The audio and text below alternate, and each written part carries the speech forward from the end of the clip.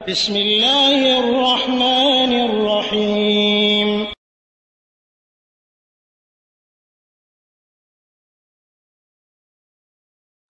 ওয়ালাইকুম আসসালাম ওয়া রাহমাতুল্লাহি ওয়া বারাকাতুহু। কুয়েত থেকে সম্ভবত এক ভাই মোবাইল নম্বর শেষে 5718 জানতে চেয়েছেন যে ফরজ নামাজে একাই যদি পড়ি তাহলে ইকামত দেওয়া লাগবে কিনা এবং জোরে কেরাত পড়তে হবে কিনা, জোরে কেরাত বিশিষ্ট নামাজে। আলহামদুলিল্লাহ সালাতু ওয়াসসালামু আলা রাসূলিল্লাহ। জি সম্মানিত ভাই,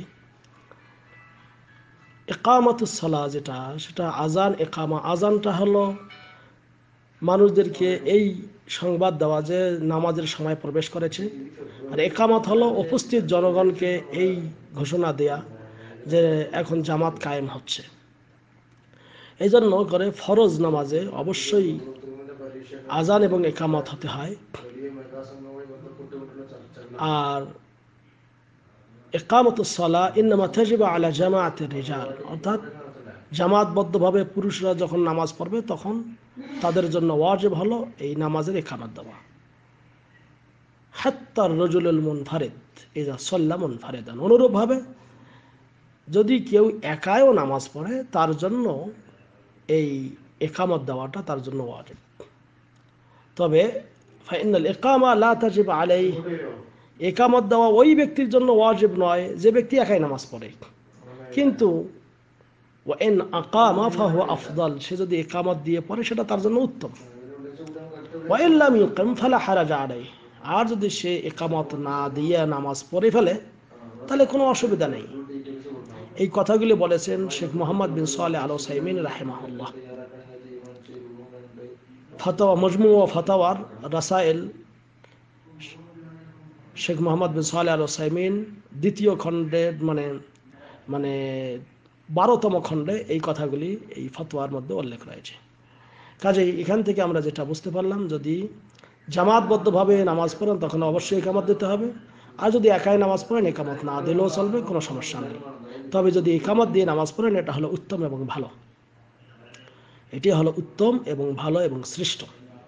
তবে জামাতবদ্ধভাবে পড়লে অবশ্যই ইকামত দিয়ে পড়তে হবে, আর একাই যদি পড়েন ইকামত দেয়াটাই হলো উত্তম।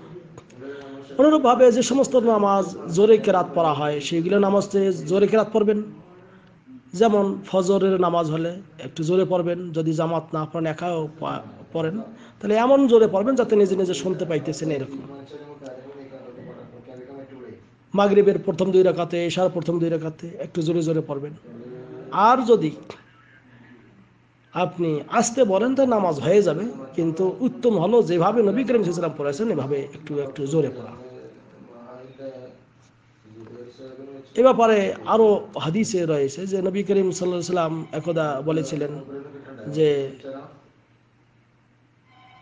ওই ব্যক্তির প্রতি আল্লাহ রাব্বুল আলামিন খুশি হন, সন্তুষ্ট হন যে ব্যক্তি কোনো পাহাড়ের চূড়ায় অবস্থান করছে এবং সেখানেও সে আজান একামত দিয়ে নামাজ পড়তেছে। যেমন আল্লাহ হাদিসে এসেছে যে ইউআজাবু রাব্বুকা মিন রাঈ গানাম, একজন ছাগলের রাখাল থেকে আল্লাহ রাব্বুল আলামিন আশ্চর্য হয়ে যান যে আলা রাসে শাতিয়াতিন লিল জাবাল, যে পাহাড়ের শীর্ষ চূড়ায় উপরে ওঠে, ইউআজ্জান লিস সালাত, নামাজের জন্য আজান দেয়, নামাজের সময় হয়ে গেছে আজান দিল, একা একজন রাখাল। ফায়াকুলুল্লাহ, তখন আল্লাহ বলেন উনজুরু ইলা আবদি হাযা, আমার এই বান্দার দিকে দেখো, ইউআজ্জিন ওয়া ইউকিম লিস সালাহ, সে আজান দিতেছে এবং ইকামত দিচ্ছে নামাজের জন্য। ইয়াখাফু মিন্নি, সে আমাকে ভয় করে এই কাজগুলি করে।